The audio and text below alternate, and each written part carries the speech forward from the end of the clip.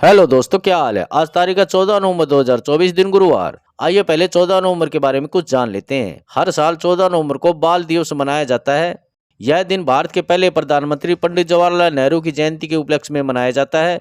पंडित नेहरू को बच्चों से विशेष लगाव था और वे उन्हें प्यार से चाचा नेहरू कहकर बुलाते थे। बाल दिवस मनाने का उद्देश्य बच्चों की सराहना करना और उन्हें स्वीकार करना, बच्चों के अधिकारों, उनकी शिक्षा और उनके उज्जवल भविष्य के लिए जागरूकता फैलाना, बच्चों के प्रति समाज का दृष्टिकोण बदलना, बच्चों के विचारों और अधिकारों पर ध्यान देना। बाल दिवस पर बच्चों को खिलौने जैसे उपहार दिए जाते हैं। साथ ही उन्हें प्रसिद्ध संगीतकारों का संगीत भी सुनाया जाता है। बच्चों को स्वास्थ्य से जुड़े भाषण भी सुनाए जाते हैं और उन्हें स्वयं को देखभाल करने का तरीका भी बताया जाता है।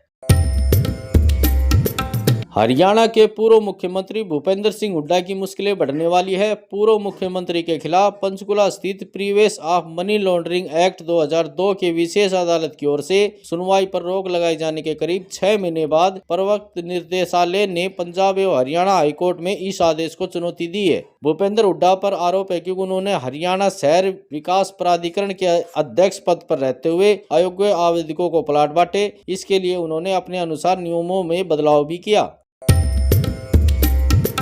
उत्तर भारत के प्रमुख राज्य पंजाब, राजस्थान, हरियाणा, दिल्ली और उत्तर प्रदेश धुंध और कोहरे की चपेट में आ गए हैं। एयर क्वालिटी इंडेक्स बताने वाली एजेंसी के मुताबिक दोपहर 12 बजे तक दिल्ली, गाजियाबाद, नोएडा और फरीदाबाद में एक्यूआई 400 के पार रिकॉर्ड किया गया। भारतीय मौसम विभाग के मुताबिक बुधवार सुबह 8:30 बजे अमृतसर में दृश्यता केवल 50 मीटर रही। लुधियाना में 100 मीटर, सहारनपुर में 250 मीटर, अंबाला में 300 और चंडीगढ़ में 400 मीटर के बाद दृश्यता नहीं थी। वहीं पंजाब के आदमपुर, उत्तर प्रदेश के बरेली और दिल्ली के इंदिरा गांधी एयरपोर्ट पर विजिबिलिटी 0 रिकॉर्ड की गई। इसके कारण दिल्ली से जयपुर जाने वाली 7 और लखनऊ से जाने वाली एक फ्लाइट को डायरेक्ट किया गया। मीडिया रिपोर्ट में यह दावा किया गया कि उत्तर भारत में प्रदूषण और धुंध की यह लेयर पाकिस्तान के लाहौर से पहुंची है। Switch air quality technology company के मुताबिक 12 नवंबर को लाहौर दुनिया में सबसे प्रदूषित शहर था, 429 था, जबकि एक इलाके में रियल टाइम रीडिंग 720 दर्ज की गई। नासा द्वारा ली गई सैटेलाइट इमेज में पाकिस्तान के लाहौर में छाए घने विषैले धुएं के बादल अब अंतरिक्ष से भी दिखाई दे रहे हैं।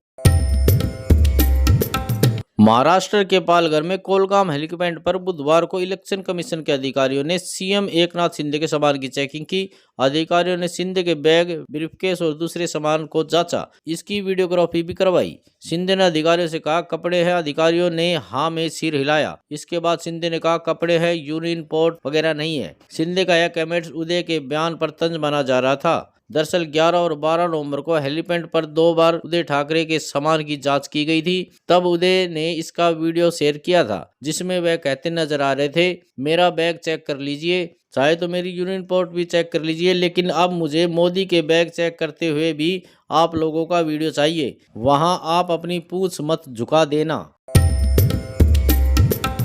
उत्तर भारत के 4 राज्यों में फिरौती क्वीन के नाम से मशहूर लेडी डॉन मनीषा चौधरी एक बार फिर सुर्खियों में है। मनीषा लॉरेंस गैंग के दुश्मन बबीहा गैंग के सिंडिकेट से जुड़े कौशल चौधरी की पत्नी है। गुरुग्राम पुलिस की स्पेशल टास्क फोर्स ने उसे हाल ही में एक होटल संचालक से 2 करोड़ फिरौती मांगने पर अरेस्ट किया है। मनीषा चौधरी की तलाश 4 राज्यों की पुलिस कर रही थी। उस पर हत्या का प्रयास, फिरौती और रंगदारी मांगने जैसे 6 से ज्यादा संगीन मामले दर्ज हैं। उसके निशाने पर हरियाणा के अलावा पंजाब, राजस्थान और यूपी के कई नामी कारोबारी थे। मनीषा चौधरी के गैंग ने सितंबर महीने में इस राज्य के कई कारोबारियों पर फिरौती मांगी थी। गुरुग्राम पुलिस के मुताबिक मनीषा चौधरी अपने पति कौशल चौधरी के इंटरनेशनल सिंडिकेट को ऑपरेट कर रही थी। वह अब तक बड़े कारोबारियों को टारगेट बनाकर करोड़ों रुपए की फिरौती वसूल कर चुकी है। गुरुग्राम पुलिस ने उस पर 20,000 रुपए का इनाम रखा था।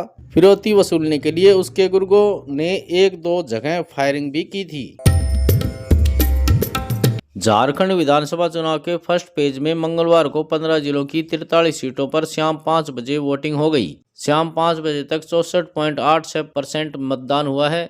हालांकि अभी फाइनल आंकड़ा नहीं आया है। वहीं बिना बताए गायब रहने पर गुमला के पुलिस किशन सहाय मीणा को चुनाव आयोग ने सस्पेंड कर दिया है। खास बात यह है कि इस बार रांची जिले के तमाड़ के अरहंगा में आज़ादी के बाद पहली बार पोलिंग बूथ बना है। वही लोगों ने पहली बार भयमुक्त होकर वोट दिया। पहले ये इलाका नक्सल प्रभावित था, इस कारण इसको प्रशासन रिलोकेट कर देता था। नक्सलियों के डर से लोग दूर जाकर वोट देने नहीं जाते थे। यदा कदा कुछ लोग चोरी छिपे वोट डालते थे। हरियाणा के कैथल में घने कोहरे के कारण दो ट्रक आपस में टकरा गए। हादसे में एक ट्रक चालक की मौत हो गई, जबकि दूसरा चालक अपना ट्रक लेकर फरार हो गया। मौके पर पहुंची पुलिस ने शव को पोस्टमार्टम के लिए भेज दिया है। मृतक की पहचान धर्मेंद्र सिंह 28 के रूप में हुई है। वह पंजाब के संगनूर जिले का रहने वाला था। धर्मेंद्र यमुनानगर से अपने ट्रक में रेत लेकर आया था, जिसे वह पंजाब लेकर जा रहा था। वहीं हादसे के बाद कुरुक्षेत्र जिले में राष्ट्रीय राजमार्ग संख्या 152 जीटी रोड पर 4-5 किलोमीटर लंबा जाम लग गया, जिसमें हजारों वाहन घंटों तक फंसे रहे।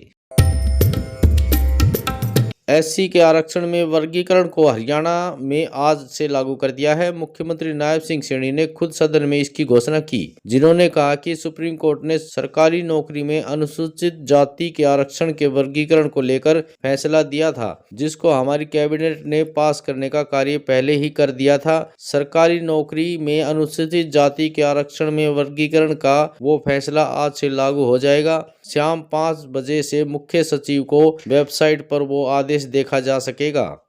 आज के लिए बस इतना ही। कल मिलते हैं नई खबरों के साथ। तब तक के लिए नमस्कार।